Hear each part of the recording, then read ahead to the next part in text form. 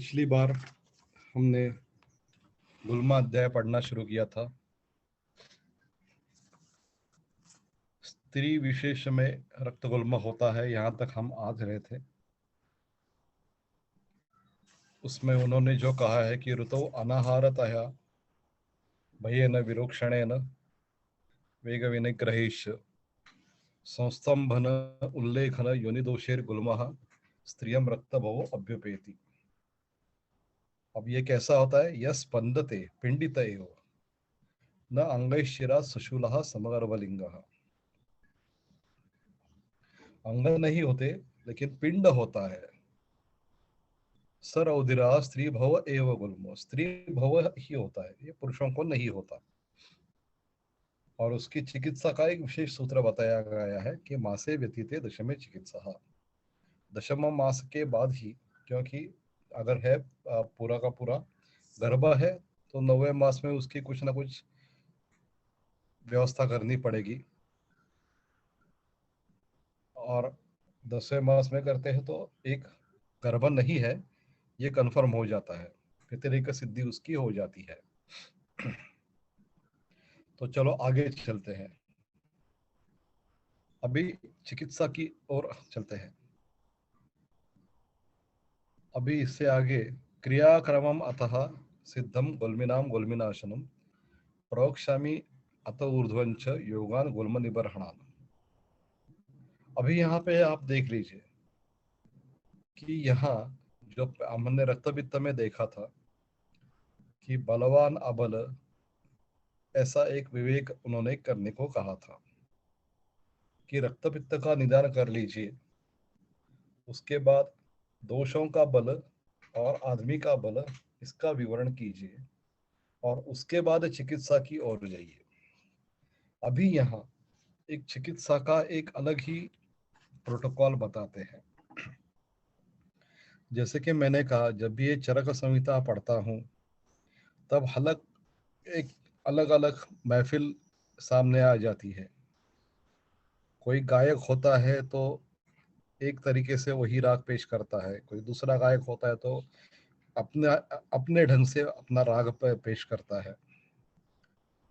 जिस तरीके से उसको तालीम मिली है, जिस तरीके की उसकी सोच है, और जिस तरीके से वो राग में से क्या बताना चाहता है, उस पर उसकी पूरी महफिल निर्भर रहती है।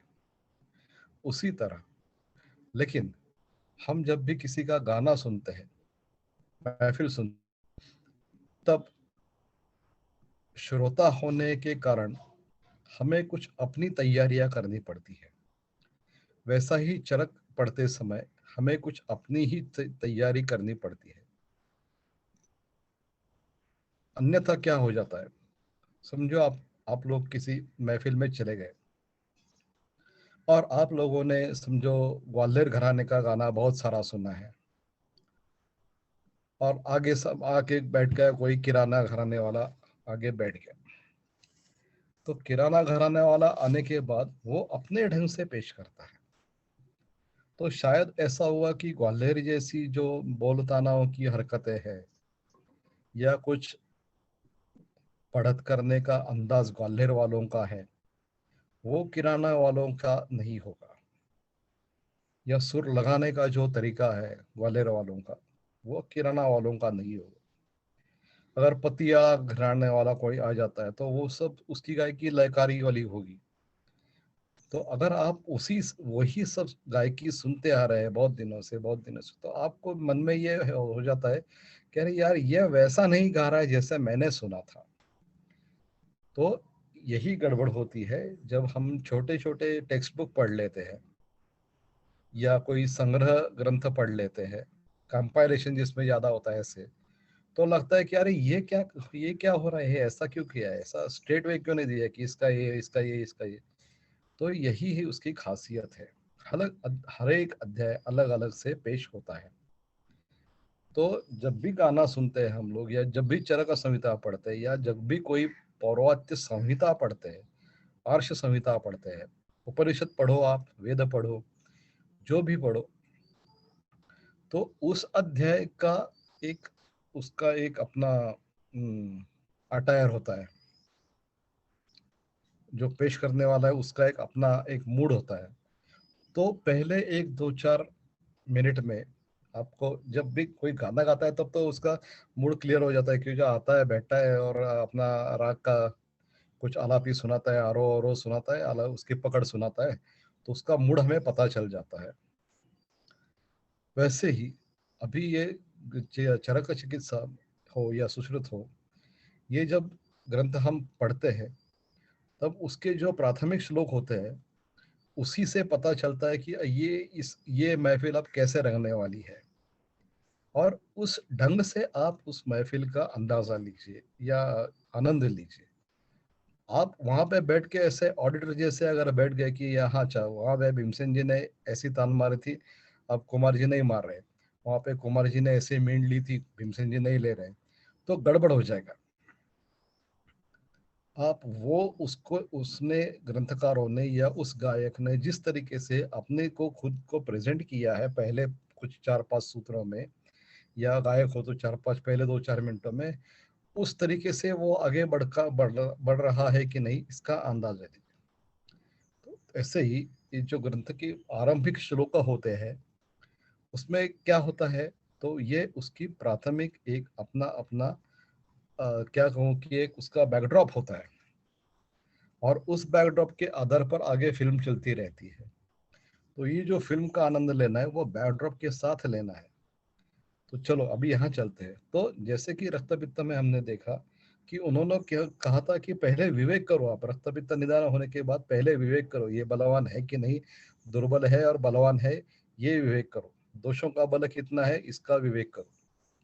अभी यहाँ ऐसा कुछ नहीं हो रहा है, यहाँ तो डायरेक्ट बता रहे क्रियाक्रमम अतः सिद्धम गुल्मिनाम गुल्मिनाशनम प्रवक्ष्यामि ऊर्ध्वंच योगान गुल्म निबर्हणान। अभी डायरेक्ट में योग ही बताने जा रहा हूँ।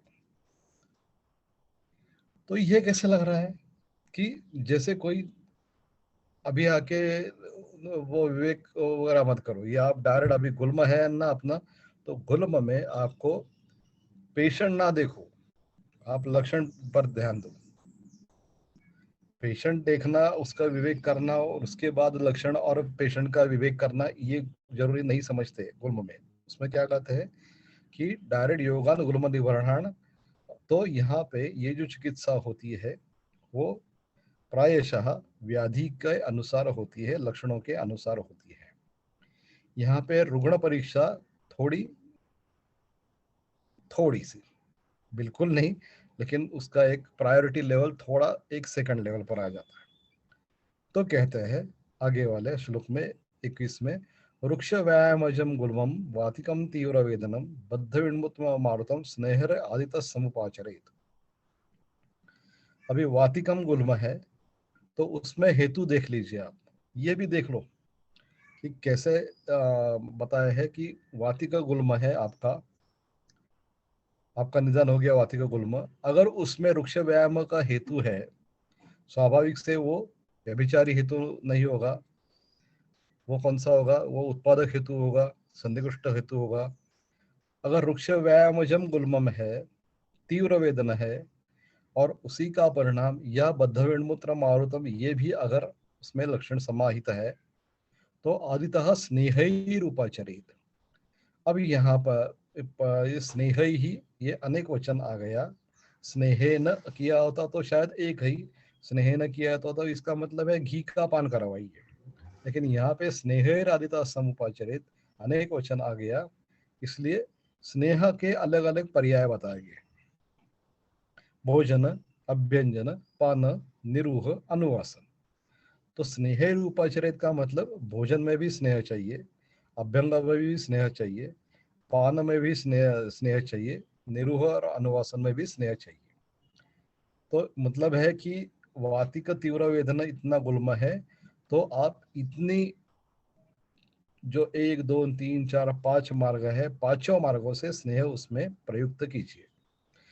अब इसका जो ऊह तंत्र युक्ति है अपने को करनी है कि भोजन में क्या कौन सा स्नेह देना है, तो प्रायशः तो घृत ही जाएगा, लेकिन हो सकता है वासा भी जाए। वसा नहीं, वसा वसा भी हो सकती है। घृत तैल वसा मज्जा में शायद घृत या वसा भी हो सकती है। पौरुषापचय स्नेह व्यायामे च इष्यते, अभी यहाँ पे वृक्ष व्यायामजम ये भी हेतु कहा गया है। तो पौरुषापचय स्नेह व्यायामे च इष्यते वसा, तो अगर ये व्यायाम एक हेतु है तो इसके लिए एक अच्छा स्नेह बन जाता है वसा। शुद्ध मांस से यह स्नेह सा वसा परिकीर्तिता, अभी ये वसा तो ये आपके लिए एक टेबल का कारण बन जाता है कि भोजन अभ्यंजन पाने निरोही सानुवासन ही। तो एक कॉलम कीजिए भोजन अभ्यंजन पान निरूह अनुवासन, और आगे वाले कॉलम में लिखिए घृत तैल वसा मज्जा, और इसमें आप जोड़ दीजिए, टिक करिए या तो उसका विवरण लीजिए कि भोजन में घृत, भोजन में तैल, भोजन में घृत वसा, भोजन में मज्जा। वैसे ही अभ्यंग में घृत तैल वसा मज्जा जो भी है, आप पहले तो एक छोटा सा टेबल तैयार कीजिए जिसमें कॉलम में हो गए भोजन अभ्यंजन पान निरूह अनुवासन, और सॉरी रो में हो गए ये, और कॉलम में हो गए घृत तैल वसा मज्जा। तो आपका ये 5x4 का एक टेबल बन जाएगा, और उसमें आपका विवरण लिख लीजिए। अगर आप एक्सेल में बनाते हो तो सेल सिलेक्ट करके उसको नंबरिंग करके कहीं आगे वो दूसरी तरफ उसका विवरण लिख लीजिए कि किस तरीके से प्रयुक्त करना है। भोजन में अगर घृत प्रयुक्त करना है तो किस तरीके से करना है, भोजन में अगर वसा प्रयुक्त करनी है तो किस तरीके से करना है, अभ्यंग में अगर तैल प्रयुक्त करना है तो कैसे करना है, पान में अगर वसा करनी है मज्जा करनी है तो कैसे करनी है, कौन सी करनी है। जंगल मांस करो ही मिलता है कि नहीं मालूम नहीं, लेकिन ये इसलिए आपको जो द्रव्य गुण मेरा पुस्तक है उसका आपको इस्तेमाल अच्छी तरह से हो जाएगा। चलो अभी यहाँ पे स्निग्धस्य भिषजा स्वेद कर्तव्यो गुल्म शांत, स्निग्धस्य, तो स्निग्धस्य ये है उसका इसेंशियल क्वालिफिकेशन। स्निग्धस्य जो स्निग्ध हुआ है उसका, अभी ये जो षष्ठी है ना स्निग्धस्य, ये थोड़ा कालिक अंतर भी बताती है। स्निग्धस्य भिषजा स्वेदः कर्तव्यो गुल्म शांति, यानी कि स्नेहन आपका पूरा हो जाए उसके बाद स्वेद करना है आपको। अभी ये स्नेहन पूर्ण होना ये किस पर निर्भर करेगा कि भोजन अभ्यंजन पान निरोह सानुवसन, तो कम से कम 3 दिन तो आपको स्नेह करना पड़ेगा सद्यो स्नेह, नहीं तो जो एक सप्ताह जो भी है बस्ती है, अगर 7 दिन है योगा बस्ती है 8 बस्ती है जो भी है आपका, उसके स्नेहन के बाद ये आपको स्वेद करना पड़ेगा। तो क्या होता है उससे, श्रोतसाम मार्दवम कृत्वा जित्वा मारुत मूलवणम भित्वा विभंदम स्निग्धस्य स्वेदो गुल्मम अपोहति। श्रोतसाम मार्दवम कृत्वा, अभी ये मार्दव करते हैं तो जब भी वात बढ़ता है तब वो शोष प्रधान या स्तंभ प्रधान संप्राप्ति की उत्पत्ति करता है। पुनः एक बार बताता हूं, जब भी वात बढ़ता है तब शोष प्रधान या स्तंभ प्रधान विकृति सामने आ जाती है। तो ये जो कहा गया है कि बद्ध स्नेहर आदिता समुपार्जन, तो जो हमने जो तय किया कि घृत तैल वसा मज्जा भोजन अभ्यंजन पान निरोह सानवसने 5x4 का हमने टेबल बना लिया। इसमें रुग्ण एक और एक थर्ड क्या बोलते हैं थर्ड डायमेंशन आप जोड़ लीजिए कि अगर ये लक्षण जो है तीव्र वेदना होगा तो वात बढ़ा होगा, बिल्कुल बद्ध मूत्र है तो वात बढ़ा है, लेकिन अगर इसमें शोष प्रधान दिखती है लक्षणों की उपलब्धि या स्तंभ प्रधान दिखती है तो उसमें के स्नेह की एक विकल्पना आपकी बदल जाती है। जैसे अगर ये शोष प्रधान है तो आपको वहां पे बाहर बाहर से भी शायद घुर्ता लगाना पड़ेगा या वसा लगानी पड़ेगी, और अगर ये स्तंभ प्रधान है तो आपको अभ्यंतर जो भी है आपको देना है, लेकिन बाहर से तैल का अभ्यंग बिल्कुल जरूरी हो जाएगा, वसा का अभ्यंग बिल्कुल जरूरी होता है। तो ये वात की विशेषता है। वात की विशेषता में ये दोनों गड़बड़ देखनी पड़ती है कि शोष प्रधान विकृति है कि स्तंभ प्रधान विकृति है, और उसके साथ आपको तय करना पड़ेगा। एक मिनट पहले ना,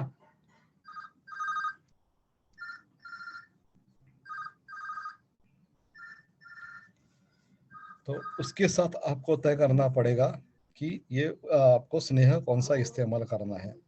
उसके बाद स्वाभाविक रूप से ही आपका स्वेदन का भी एक विकल्प बन जाता है। तो जो आपके एमडी कर रहे हैं उनके लिए ये एक छोटा सा निबंध का विषय तय हो जाता है कि वातगुल्म प्रोटोकॉल में स्नेहन सिलेक्शन ऑफ स्नेह एंड स्वेदन, जो भी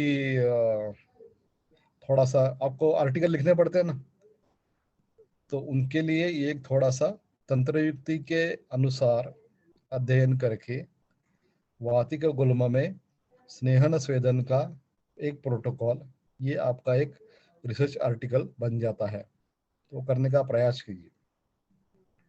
अभी ये तो जो बता दिया उन्होंने, ये सब बता दिया यहाँ तक कि स्नेह चाहिए आपको, वृक्ष व्यायामजम गुल्मम वगैरह वगैरह वगैरह। अभी यहाँ पे और एक डिस्क्लेमर आ गया, और वो डिस्क्लेमर आ गया कि स्नेहपानम हितम गुल्मे विशेषण ऊर्ध्वभागीजे। ये तो करना है, सामान्य उपदेश कर दिया, यानी कि अगर गुल्मा आपका निदान है, वृक्ष व्यायामज निदान है, बद्ध विन्मूत्र लक्षण है, तीव्र वेदना लक्षण है, तो आपको भोजन करना है, अभ्यंजन करना है, पान निर्वह में स्नेह का उपयोग करना है। लेकिन कैसा करना है इसका भी हमने थोड़ा सा तय कर लिया कि शोष प्रधान संप्राप्ति है तो क्या करना है, स्तंभ प्रधान संप्राप्ति है तो क्या करना है।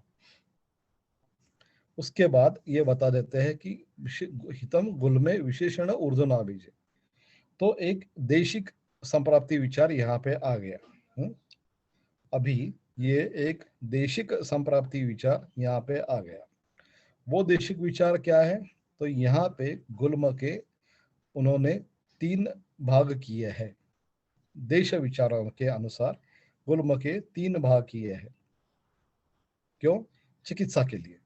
स्नेहपानम हितम गुल्मे विशेषण ऊर्ध्वभागीजे, यानी कि विशेषण सामान्यतः तो आपको भोजन अभ्यंजन पान निरूह सानुवासन करना ही है।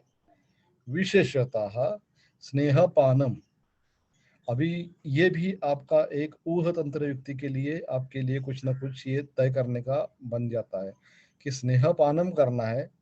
स्नेहपान करने के लिए घृत तैल उषा मज्जा चारों भी उपलब्ध है। विशेषण और अभिषेक कहा है तो आमाशय का ध्यान रखते हुए, कफ प्रधान का लक्षण ध्यान रखते हुए अपने को कुछ सिलेक्शन के लिए थोड़ा एक कुछ ना कुछ ऊह करना पड़ेगा, एक बात। और दूसरी बात कि देश के अनुसार आपको ये उसका तय करना पड़ेगा कि स्नेहपान कौन सा देना है, कौन सी मात्रा में देना है, कितनी मात्रा में देना है, सिद्ध देना है कि अच्छा देना है। तो अच्छा, और इसके ये तो बता दिए है हमने कि सिद्ध स्नेह देना है, अच्छा पान देना है, विचारणा देनी है, ये सब तो सूत्र स्थान में ही बता दिया, तो वो उसके पुनरावर्तन अभी करने की जरूरत नहीं है। वो सब नियम ध्यान में रखते हुए तो मेरा ये कहना है कि ये जो आप एमडी कर रहे हैं, तो ये आप एक एक श्लोक से एक थोड़ा सा प्रोटोकॉल अगर बनाते हैं कि और देख लेते हैं कि कितना सिस्टमेटिक ये कह रहे हैं। एक वाक्य में बता दिया कि स्नेहपानम हितम गुल में विशेषण ऊर्ध्वना बीजे।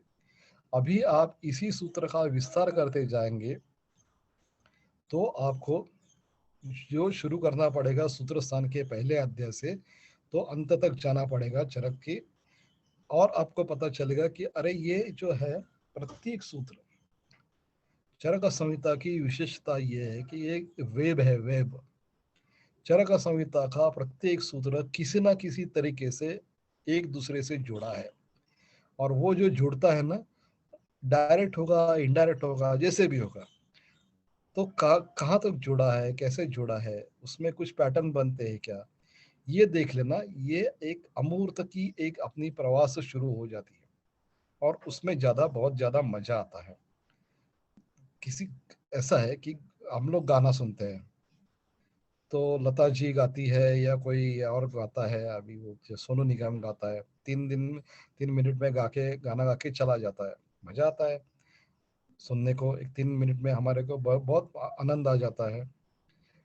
लेकिन अगर आपको थोड़ा और प्रवास करना है तो आप सुनते हैं क्या, किसी बड़ी महफिल सुनते हैं 2 घंटे की, 3 घंटे की। और या शायद आप उपशास्त्रीय गायन जैसे जिसको बोलते हैं, जिसमें गजल हो, ठुमरी हो, वो भी सुनते हैं। या जिसको मराठी में भावगीत बोलते हैं, वो भी सुनते हैं।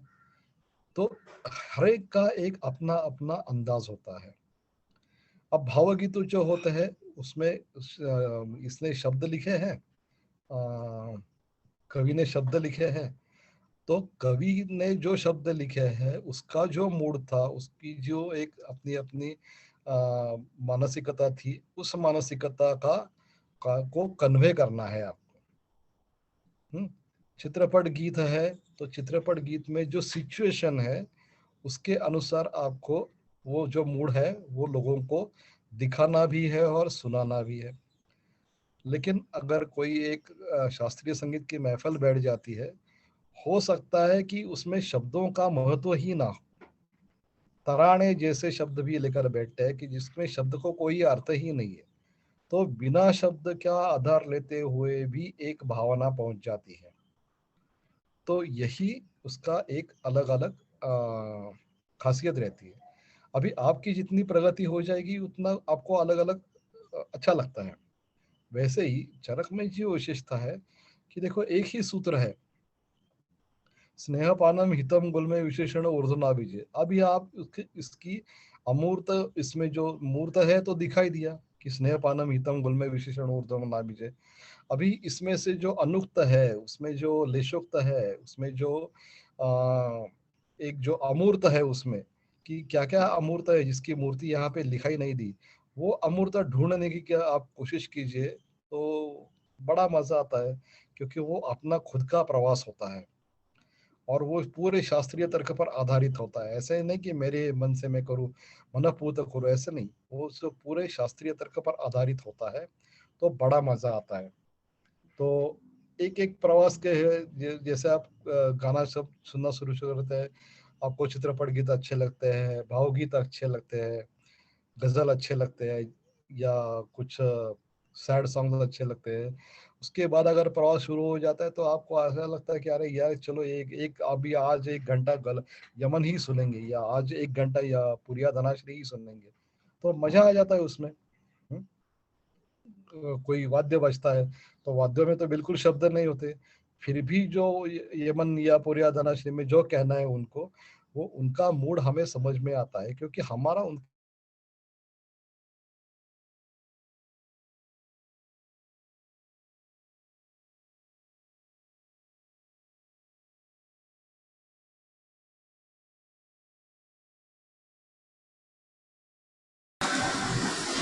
हेलो। कोई विषय बता दीजिए।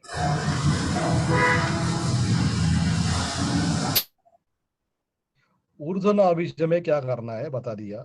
विशेषण, ये शब्द कॉमन है, पक्वाशय गते विशेषण, बस्तिर उभयम, उभयम विशेषण जठराश्रय। ये तो आपको ये आपका ये प्रोटोकॉल का पूरा एक काम हो गया। अभी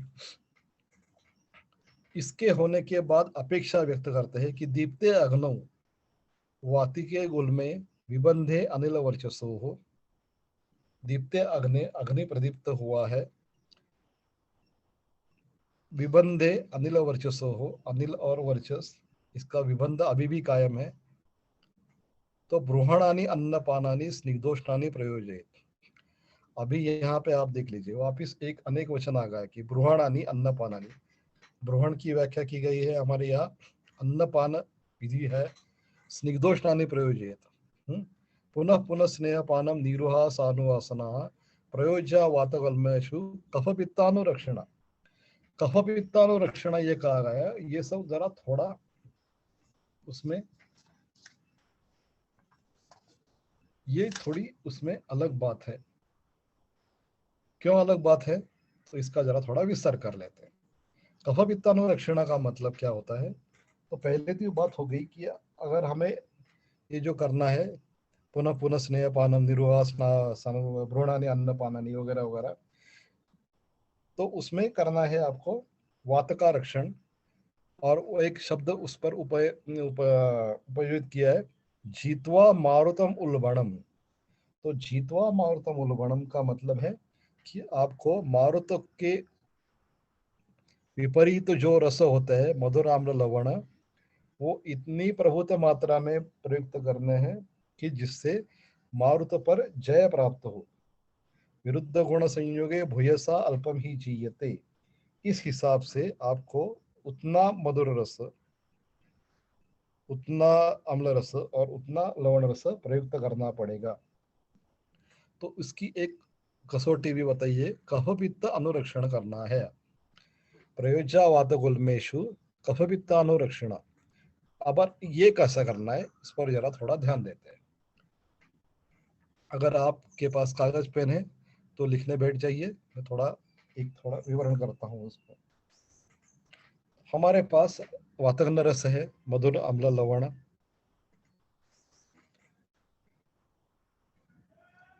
तो मधुर रस ऐसा देना है कि वो पित्त कम ना करे, बढ़ाए तो कम ना करे, या कफ ना बढ़ाए। हम्म? मधुर रस इतना ही देना है कि वो पित्त कम ना करे, अनुरक्षण यानी उस पर गड़बड़ ना करे कोई, क्षय या प्रकोप दोनों में उस पर सिर्फ वात गुल्म पर ध्यान दे, वो जो अपना मधुर रस है। तो स्वाभाविक से अपने को मधुर रस मध्यम बल का प्रयुक्त करना पड़ेगा कि जो पित्त ज्यादा कम ना करे या कफ ज्यादा ना बढ़ाए। तो ऐसी कौन सी वनस्पति है या ऐसे कौन से संयोग है कि जो मध्यम बल के मधुर रस प्रयुक्त करते हैं? तो उसका आप टेबल बना लीजिए या लिख लीजिए। उसके बाद आ जाता है अम्ल। तो अम्ल पित्त, तो अम्ल रस है तो पित्त बढ़ाता है। तो स्वाभाविक रूप से आप अम्ल रस का इतना प्रयोग भी नहीं कर सकते कि वो अम्ल रस ये एक एक जगह बहुत कम करेगा लेकिन पित्त को बढ़ाएगा, ये भी आप नहीं कर सकते। तो इसके लिए हमको अम्ल रस भी करना है तो मध्यम बल का या हीन बल का। और लवण रस करना है वो तो अत्यधिक पित्त कर है। तो ध्यान रखना पड़ेगा कि ये जो लवण रस है वो पित्त ना बढ़ाए और कफ भी ना बढ़ाए। तो ये मध्यम बल का या हीन बल का। और अगर संयोग करना है तीनों रस का तो मधुर मध्यम, अम्ल मध्यम या हीन, लवण मध्यम या हीन, या ऐसे वनस्पति ऐसी वनस्पति ढूंढनी चाहिए आपको जिसमें मधुर रस मध्यम बल का है, अम्ल रस मध्यम या हीन बल का है, लवण रस मध्यम या हीन बल का है। जैसे मैंने कहा था कि जो कुड़तरकर गुरु जी की जो बुक है उसमें ये सब विकल्प आपको मिल ही जाएंगे। तो उस पर आप जरा गौर करें, तो आप अपना भी एक टेबल बना सकते हैं हर एक का। कोई बना लेगा तो मैं थोड़ा मदद करूंगा, तो ये आपका एक टेबल बन जाएगा। तो चलो दे देंगे सब लोगों को एक फ्री में एक क्या बोलते हैं सॉफ्टवेयर दे देंगे इसका बना के। सिलेक्शन ऑफ वनस्पति एक सॉफ्टवेयर बना के दे देंगे फ्री में। अगर संयोग बनाना है तो मधुर मध्यम, अम्ल मध्यम या हीन, लवण मध्यम या हीन, ऐसे अलग अलग संयोग बनाने पड़ेंगे। तो इसके लिए आपको वनस्पति का कितना बड़ा चॉइस मिल गया ये देख लो। चलो थोड़ा आगे चलते हैं अभी।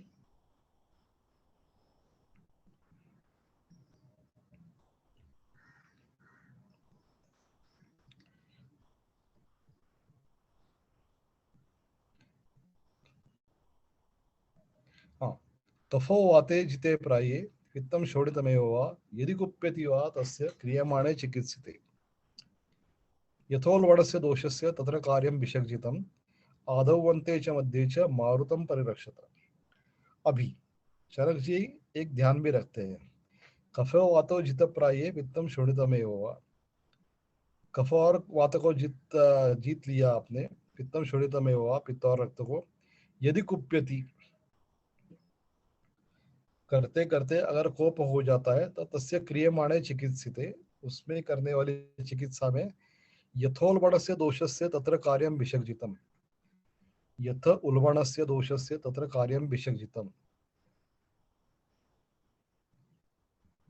तो करते करते या जित प्राये कफो पित्त यदि कुप्यति, कफो वाते जित प्राये पित्तम शून्यतमेव वा यदि कुप्यति, अगर कोप हो ही जाता है तो क्या करेंगे, यथोल्बणस्य दोषस्य तत्र कार्यम विसर्जितम, उल्बणस्य दोष जो है तत्र उसके अनुसार आपको विसर्जितम कार्य करना है। ये विसर्जित शब्द के बारे में कभी बात करूंगा, बड़ा अच्छा शब्द है, चरक संहिता में 4-5 बार आया है, तो उसके बारे में कभी बात करूंगा। व्याकरण की बात है लेकिन समझ लेना अच्छा होगा। आदौ अन्ते च मध्ये च मारुतम परिरक्षता, जो पहले हमने जो बात की कि आपको वातक मधुर अम्ल लवण रस ऐसे प्रयुक्त करने हैं कि आपको पित्त या कफ बढ़ाना या अत्यधिक कम करना नहीं है। वैसे ही अगर वात की चिकित्सा करते समय पित्त आपका थोड़ा बढ़ गया तो ऐसे ही आपको करना है कि मारुत बढ़े नहीं। कफ कम कर रहे हैं तो मारुत बढ़ जाएगा, ऐसे करना नहीं है। इसके लिए आपको आहार देना है कि औषध देना है, आहार चिकित्सा से करना है कि औषध से करना है या विहार से करना है, इसका एक आपका एक टेबल बन जाता है। तो अभी ये एक और टेबल आपके लिए मैं पेश करता हूँ और थोड़ा एक ब्रेक ले लेंगे। एक टेबल आप बनाइए कि वातक चिकित्सा करते समय पित्त बढ़ गया या कफ बढ़ गया, तो कॉलम में लिखे ये पित्त वृद्ध, उसके नीचे लिखे कफ वृद्ध। अब आपको चिकित्सा में उपलब्धि है आहार विहार और औषधि। अभी इसमें क्या है कि कफ पित्त बढ़ गया है लेकिन वात नहीं बढ़ाना है, तो कफ बढ़ गया है, आहार क्या दोगे, विहार क्या दोगे, औषधि क्या दोगे। पित्त बढ़ गया है, आहार विहार औषधि क्या दोगे। लेकिन इसमें एक मूलभूत गृहित है कि वात बढ़े ना, ये एक मूलभूत गृहित है। तो ये भी आप एक टेबल बना लीजिए ताकि आपका एक एक स्ट्रक्चर बन जाएगा। चलो अभी एक 5 मिनट का ब्रेक ले लेते हैं, आगे चलते हैं 5 मिनट के बाद।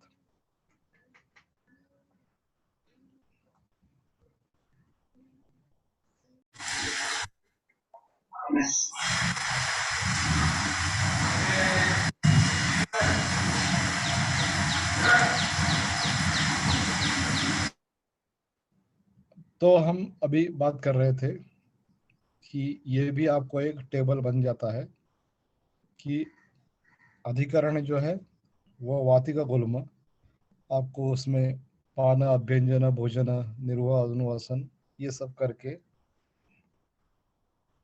लेकिन कफ पित्त ना बढ़े इसका ध्यान रखकर ये आपको करना पड़ेगा। अगर इसमें बढ़ जाते हैं तो उल्बण दोषस्य कार्यम विसर्जितम, यथा उल्बण दोषस्य यथोल्बण दोषस्य तत्र कार्यम विसर्जितम, यानी कि उसमें तो रस तत्राद्या मारुतम ग्रंथि त्रयस्तिक्तादय कफम कषाय तिक्तम मधुरा पित्तम अन्य तो कुर्वति।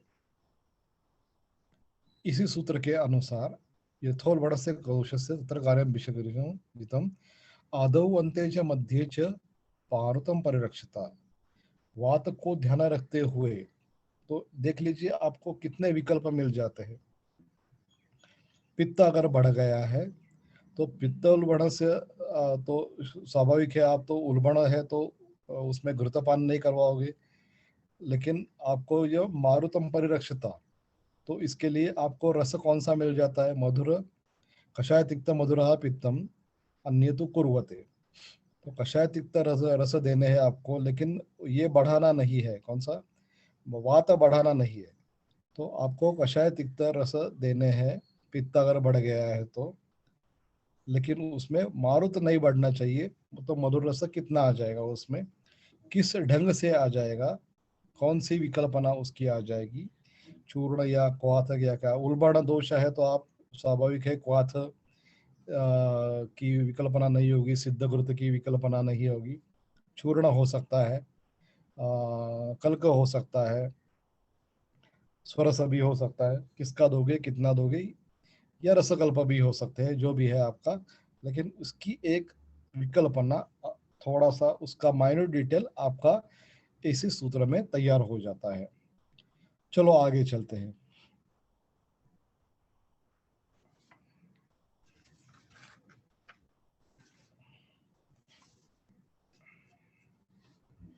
अभी उसका जो पहले जो बता दिया वो सामान्य विशेषण था, अभी इसमें थोड़ा सामान्य बातचीत थी, तो अभी ये थोड़ा ज्यादा उसका विवरण हो रहा है। वातगुल में कफो वृद्धो, वातगुल्म है कफो वृद्धो। अभी ये वातगुल्म में कफो वृद्धो, ये किससे, आपकी चिकित्सा का गुल्म नहीं है, बड़ा हुआ कफा नहीं है, ये अलग एंटिटी है। पहले जो सूत्र बताया था उसमें बताया था कि अगर आपको करते करते ही आपका वात पित्त, वात का कंट्रोल करते करते आपका पित्त या कफ बढ़ गया तो क्या करना है। और एक एंटिटी पूरी की पूरी नई शुरू हो जाती है यहाँ पे वो लिखते हैं कि वातगुल में कफो वृद्धो, वातगुल्म है और उसमें कफ वृद्ध हो जाता है, और अग्निम हत्वा अरुचम या रुल्लासम गौरवम तंद्रा जनयेत, जनन उत्पन्न करना। तो वृद्ध हुआ हुआ कफ अग्नि का हनन करते करते हुए अगर अरुचि, रुल्लास, गौरव, तंद्रा उत्पन्न करता है तो उस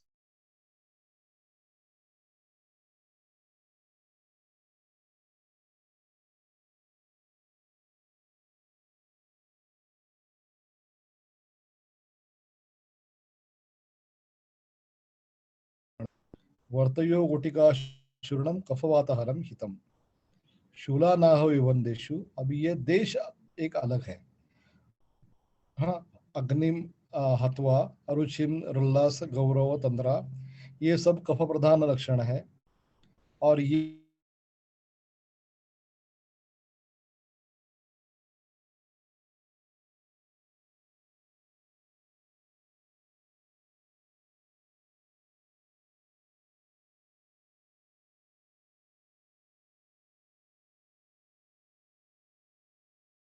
वात का गुल्म है, ऊर्ध्व भाग में है, अधो भाग में है, तीन देश आपको बताया है। लेकिन कफ वृद्ध होने के बावजूद, कारण कारण बावजूद नहीं, कारण अथवा अग्नि, वो कफ वृद्ध हुआ हुआ अग्नि को खत्म करके, अग्नि का हनन करके, अरुचिम यदि जनयेत, रुल्लासम यदि जनयेत, तंद्राम यदि जनयेत, तो उस कफ को आपको उल्लिखित ऊर्ध्व दिशा से निकालना पड़ेगा। शूला ना हो विबंदेशु, गुल में वात कफोल मणे। अभी शूल आना हो विबंध, ये कौन सी देश में गुल्म के दिखेंगे आपको, तो अमाशय तक जो है वो ऊपर वाले लक्षण है। अभी ये जो है लक्षण वो थोड़े निचले भाग में है, तो वहां पे वर्त यो गुटिका चूर्णम कफवातारम इतम। यानी कि यहाँ पे जो पहले चर्चा करते समय तीन देश बताए, ये लेकिन यहाँ पे उन तीन देशों के दो भाग कर दिए। वातगुल में ऊपर के है तो वहां से निकालिए, और नीचे के है तो वर्तयो गुटिका चूर्णम कफ वाताहरम हितम, उसमें कफ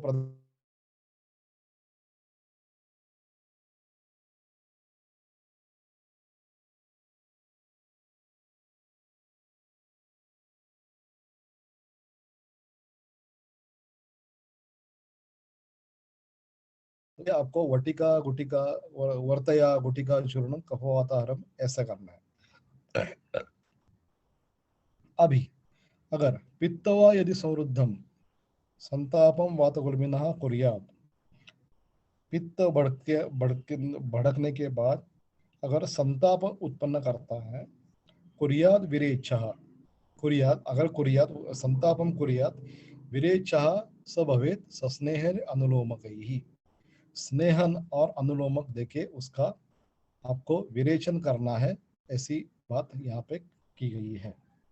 चलो आगे चलते हैं।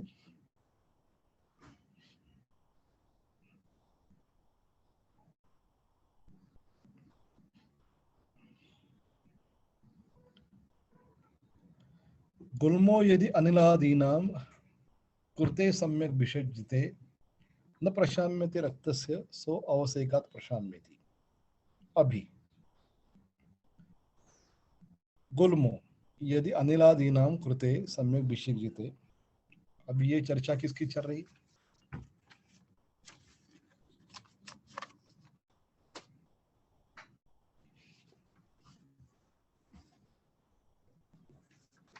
वातिक गुल्म की ही चर्चा चल रही है। वातिक गुल्म की चिकित्सा में अनिलादीनां सम्यक विसर्जिते कृते गुल्मो न प्रशाम्यति। अब ट्रीटमेंट कौन कौन सी की है, तो ये पहले आपको बताइए कि वृक्ष व्यायाम जो हो तो आपको स्नेहर आदिता समुपचरित, उसके बाद स्नेह स्वेद करना है, उसके बाद स्नेहपानम विशेषण ऊर्ध्वनाभिजे, उभयगत है तो बस्ती, जठराश्रय है तो पक्वाशयगत है तो अलग है बस्ती, उभयम जठराश्रय, जठराश्रित है तो बस्ती भी करना है और स्नेहपान भी करना है।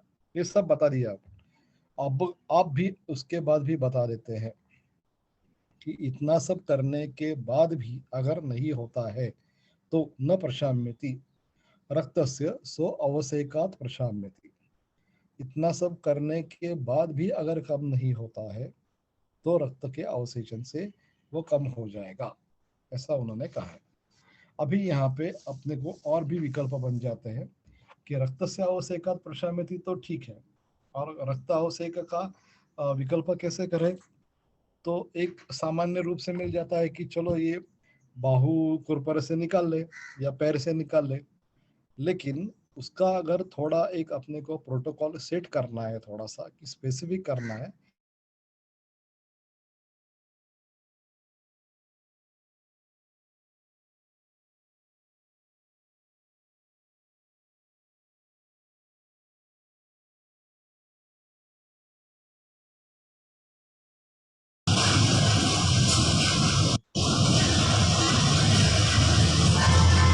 हेलो।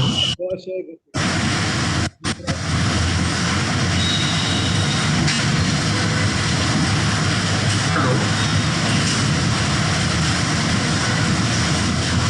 हेलो।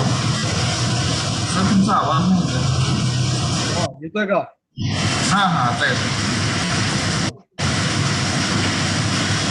आता येतोय का? और कुठला तरी बाकी चालू आहे. हॅलो, हाँ सर येतोय. बाजूचा कुठला आवाज येतोय? अच्छा, तो अभी रक्त से अवसेकात् प्रशाम्यति, तो रक्त का अवशेषण करना है तो एक सामान्य रूप से तो हो गया अपना तय कि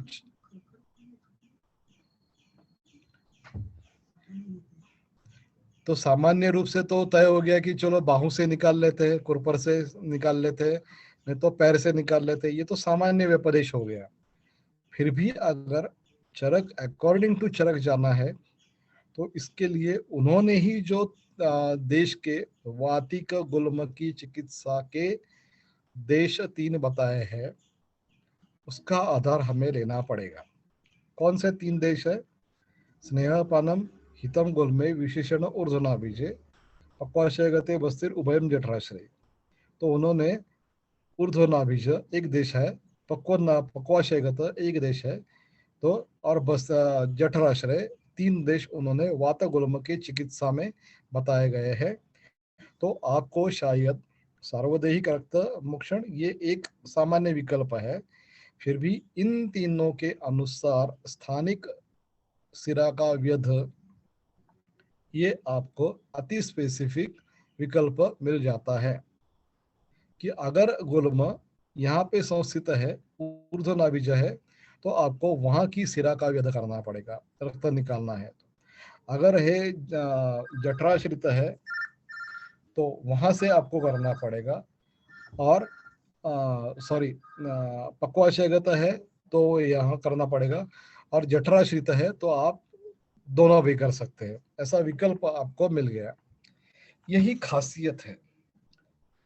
तो जनरल अपने यहाँ पे जो ऐसे बहुत सारे लोग बोलते हैं कि आयुर्वेद की संहिता में बहुत सारा ऐसा गोलमाल दिया हुआ है, स्पेसिफिक बोलते नहीं है, जैसे कि आधुनिक पुस्तकों में कैसे बताए कि अगर यहाँ पे है तो ये इस पे तो है, लिखा हुआ है, लेकिन पढ़ने वालों और सुनने वालों के और लिखने वालों में हजारों सालों की एक दरी है, गैप है। आप ऐसा भी देख लीजिए कि आपके अगर दादाजी है या नाना जी है, वो चार बातें बता देते हैं अपने पोतों को, तो जब जब अगर पोता है 20 साल का, तो उसको नाना जी की बात समझ में जल्दी आ जाती है। अगर वही पोता अगर कोई 3-4 साल का है तो उसको वो समझ में नहीं आएगा ना। हम्म? तो हम लोग तो चरक चीज के पोते के पोते के पोते के मालूम नहीं कहाँ तक पोते लगते हैं। तो इतना थोड़ा अंतर आ जाता है, लेकिन ऐसा नहीं है कि उनकी सिस्टम नहीं है। सिस्टम तो है, सब जो हो रहा है वो सिस्टम से ही हो रहा है। इसलिए अभी तो कोई पूछ सकता है कि देखो, बता दिया है इसमें रक्त से स्व आवश्यकात प्रशामिति, कहाँ पे रक्त मोक्षण करना है, ये कहाँ बताया है? नहीं बताया अभी। तो इसलिए कंफ्यूजन हो जाता है। तो नहीं भैया, कंफ्यूजन नहीं हो जाता है। वात के गुल्म में अभी गुल्म का अधिकरण नहीं चल रहा है, ये सिर्फ वातिक गुल्म का अधिकरण चल रहा है। तो वातिक गुल्म में आपको रक्त मोक्षण करना है, तो चरक जी ने पहले ही 3 देशों का विवरण किया है। सामान्यतः आप कुरपर से निकाल सकते हैं, नहीं तो पैर से निकाल सकते हैं, ये सामान्य हो गया। लेकिन विशेषण आपको रक्त मोक्षण करना है वातिक गुल्म में, तो आप वातिक गुल्म कहाँ पे संस्थित है उसका विचार करके उसी एरिया से ये तीन, एक वर्चुअल उनके 3 देश बनाए हुए हैं चरक जी ने चिकित्सा के लिए, उसके अनुसार आप रक्त मोक्षण का एक विकल्प अपना तय कर सकते हैं, निश्चित कर सकते हैं। और वो 3 देश कौन से हैं? यही जो बता रहे हैं कि विशेषण ऊर्ध्वनाभिज 1, पक्वाशयगत 2, और तीसरा जो है जठराश्रित। हम्म? इस 3 का विवेक करके जहां पे भी गुल्म संचित है, स्थित है, उस एरिया में आप हो सके तो रक्त मोक्षण करने की सोच करें, तो ये अति स्पेसिफिक रक्त मोक्षण हो जाएगा। नहीं है तो सामान्यतः आप कहीं से भी रक्त मोक्षण कर सकते हैं। तो ये सामान्य विशेष सिद्धांत तो जो हम सीखते हैं उसका उपयोग यहाँ पे भी हो जाता है। सामान्यतः रक्त मोक्षण, अभी ये जो है गुल्मो, यदि 100 रक्त से आवश्यक 100% में थी, चलो अच्छा हुआ, ये अब मुझे पता चला, अभी मुझे रक्त मोक्षण करना है, पकड़ ले उसको, लेटा ले, ये क्यूबाइटल वेन में डाल ले एक, 100 या 200 या जो भी है अपना रक्त निकाल ले। रक्त निकाल लिया, कुछ ना कुछ तो ठीक होगा। लेकिन अगर आपको स्पेसिफिक चाहिए तो आप ये तय कीजिए कि कहाँ पे है और कहाँ से मुझे रक्त निकालना है। हाँ, मैं खुद तो वहाँ पे एक्सपर्ट नहीं हूँ, सर्जिकल एक्सपर्ट, इसमें मेरा काम ज़्यादा नहीं है। लेकिन जिन्होंने सर्जरी का को थोड़ा बहुत काम किया है वो बता देंगे कि अगर आपको इस देशों में ये अगर रक्त भूषण करना है तो कहाँ से हो सकता है। ठीक है, चलो आगे चलते हैं।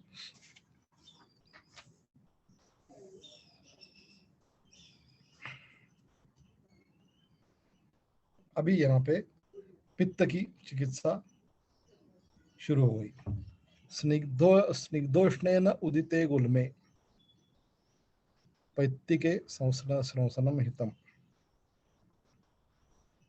अभी यहाँ पे एक अलग ही बात कही है। स्निग्धोष्णेन उदिते गुल्मे पैत्तिके संसनम हितम। स्निग्धोष्ण से आप अगर पित्त बढ़ गया है या उत्पत्त हुआ है, गुल्म है तो उसमें वात का एक अंतर्भाव है ही। लेकिन अगर स्निग्ध उष्ण हेतु है तो पित्त में स्नवसन करना है। रुक्षोष्ण है तो सर्पि ही प्रशमनम हितम। अभी एक यहाँ पे बात बन जाती है कि रुक्षोष्ण अगर है, स्निग्धोष्ण है, तो ज्यादा पित्त जो बढ़ जाएगा वो उसमें एक स्तंभन नहीं होगा, शोष नहीं होगा। जैसे वात में होता है कि वात जब बढ़ता है तो स्तंभन या शोष प्रदान लक्षण दिखते हैं। अभी वैसे ही अगर देखा जाए तो स्निग्ध और उष्ण अगर पित्त बढ़ गया है स्निग्धोष्ण कारणों के कारण, तो वहां पे स्नोसनम हितम यानी आपको पूरा का पूरा निकालना ही पड़ेगा बाहर।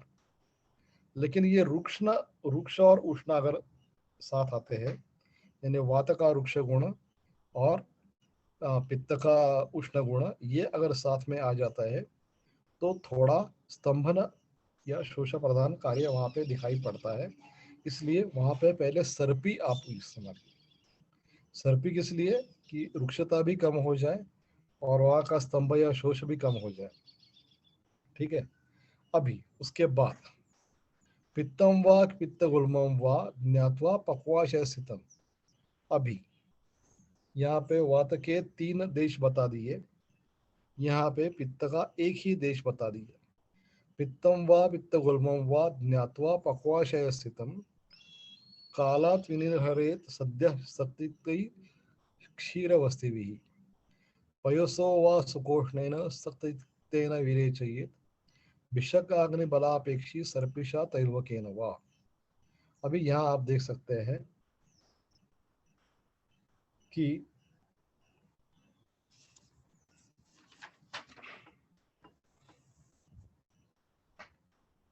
स्निग्धोष्णेन उदिते गुल्मे पैत्तिके स्नोसनितम सामान्य एक है, रुक्षणोष्णेन तो संभूते। अभी स्निग्धोष्ण आपको ऐसी विकल्पना अपने दैनंदिन व्यवहार में कहाँ कहाँ दिखती है? तो जब तेल या घृत आप गर्म करते हैं और वहाँ पे जो कुछ पकाते हैं, तब जो थोड़ा सा तेल उड़ जाता है, वो स्निग्धोष्ण है। रुक्षोष्ण कहाँ पे हो जाता है? अगर इलेक्ट्रिक की लाइट को टच हो गया तो वो पूरा रुक्षोष्ण थोड़ा सा हो जाता है। नहीं तो ये एक जो कुछ है अपना निरांजन वगैरह, और उससे गर्म हो गई वो जो पीतल की है कुछ उसका भाजन, या गर्म किया हुआ कुकर कुकर कुकर पर ये गैस पर है, लेकिन वो उठाते समय अगर वो आपको झटका बैठ जाता है, वो रुक्षोष्ण होता है। हाँ।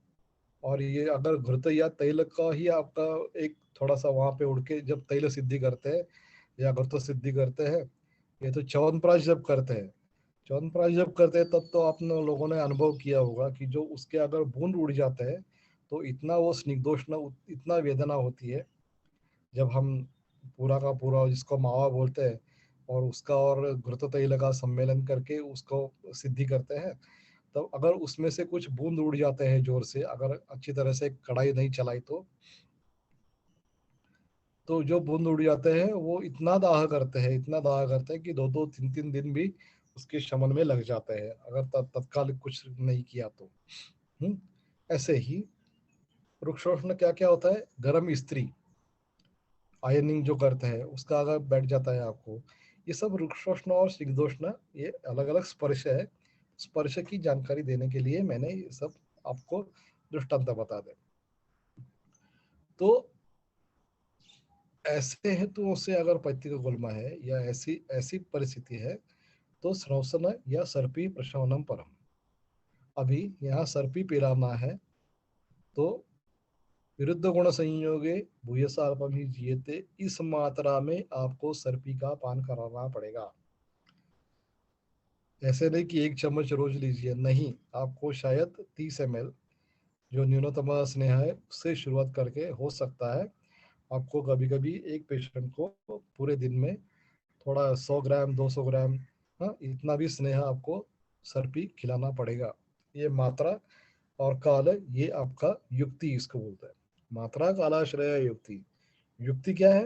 तो मात्रा और काल इनका आश्रय करना यही युक्ति है। तो पित्तम व पित्त गुल्मम व ज्ञात्वा पक्वाशय स्थितम। वात गुल्म के 3 ये बता दिए। अभी पित्त गुल्म के पक्वाशय स्थित की चर्चा कर रहे हैं, क्योंकि पित्त का आशय है तो पित्त गुल्म ज्यादातर वहां ही होगा।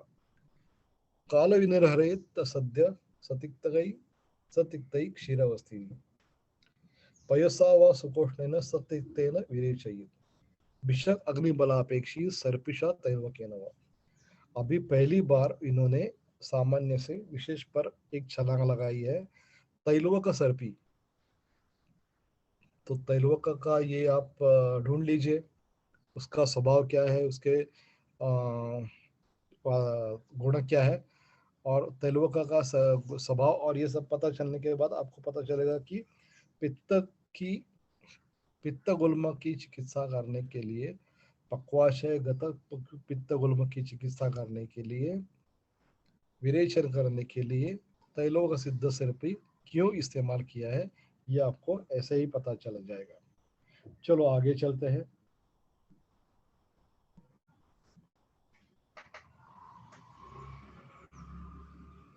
आगे वाला श्लोक।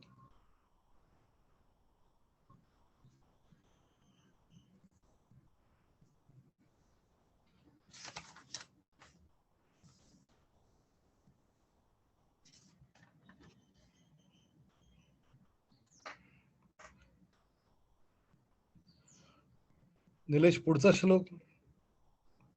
तृष्णा ज्वर परिदाह शूल स्वेदाग्नि मार्दवे।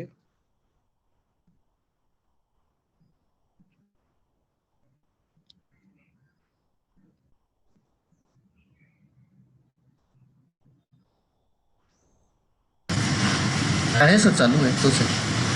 हाँ ठीक है। तृष्णा ज्वर परिदाह शूल स्वेदाग्नि मार्दवे, गुल्मिना अरुषं चापि तमेव अभी यहाँ पे एक बात बता दी पहले, विरेचन करना है। तृष्णा ज्वर परिदाह शूल दाह,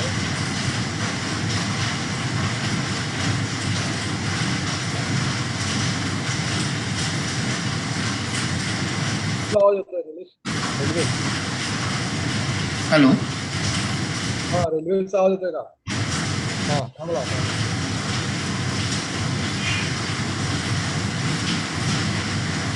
गुल्मिना अरुषौ चापि रक्तमेव औषधि, यहाँ पे एव शब्द का इस्तेमाल किया है।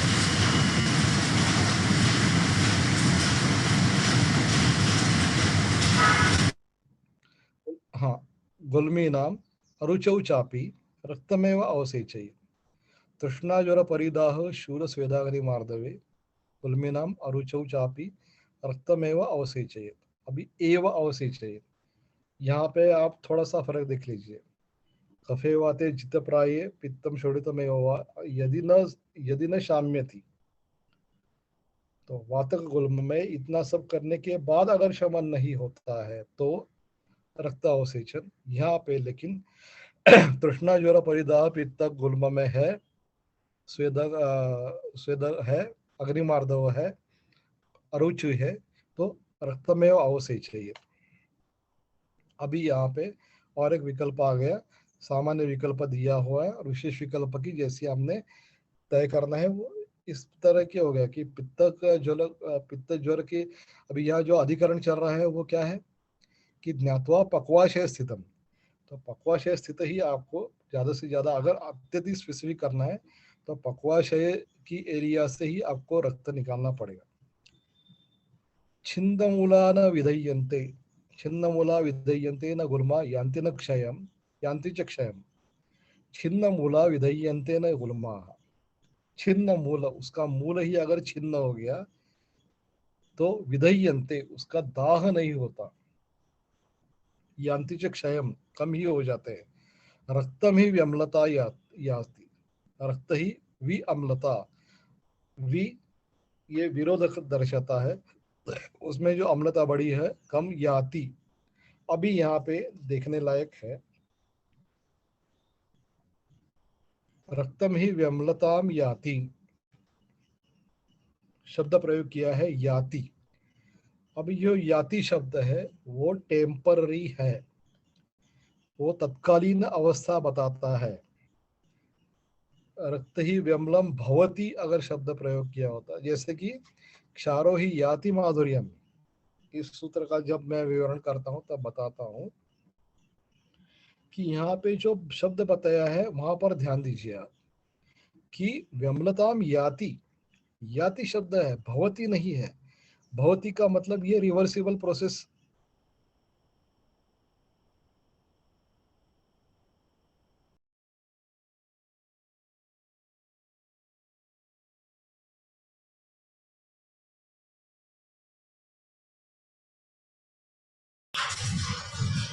हॅलो सर, तुमचा आवाज नाही येते. होगा, हॅलो. लेकिन वो स्थायी नहीं होगा। टेंशन नास्ती से आपकी रुझा कम हो जाती है या नहीं हो जाती। हम्म? लेकिन ये विम्लता में याति, ये टेम्पररी फेज है। अगर इस इतना सब करने के बाद आपके लक्षण आपके हेतु अगर चलते रहते हैं तो विम्लता में याति, ये अलग रिवर्सिबल ही हो सकता है। रक्त अगेन व्यम्ल अम्ल हो भी सकता है।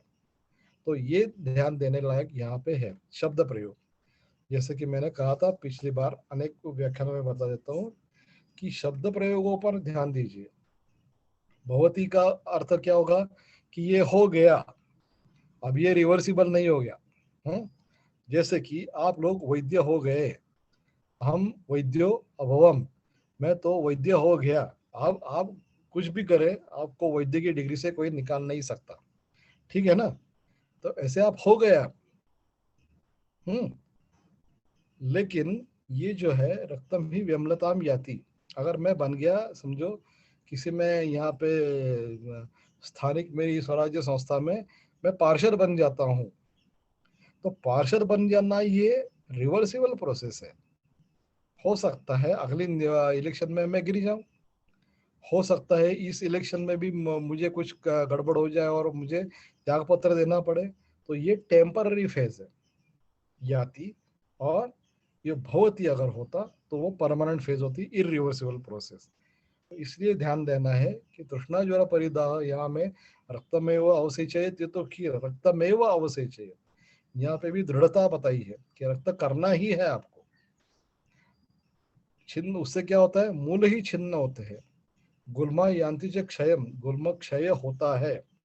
अभी क्षय जो प्रक्रिया है वो सभी डायमेंशन से क्षय हो जाता है उसका। ऐसे नहीं कि यहाँ टूटता है। तो इसमें आपको एक पीडोपाक और पेट्रोपाक में जो अंतर है ना, वो भी आपको देखने लायक पड़ेगा कि क्षय होता है तो कैसे होता है। पीलूपाक से क्षय होगा कि पेट्रोपाक से क्षय होगा, आप पर छोड़ देता हूँ मैं। कैसे क्षय होगा, रक्त निकालने से जो क्षय होगा वो पीलूपाक जैसा होगा कि पेट्रोपाक जैसे होगा, आप जरा सोच लीजिए। तो तम ही विमलता में अतीत शनास्ति। तो मुझे लगता है आज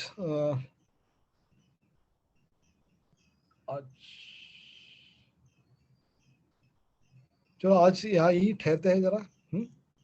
क्योंकि थोड़ा अधिकरण बदल जाएगा, तो थोड़ा अगर शुरू कर दिया आगे का जो है तो अगले में दिक्कत आ जाएगी।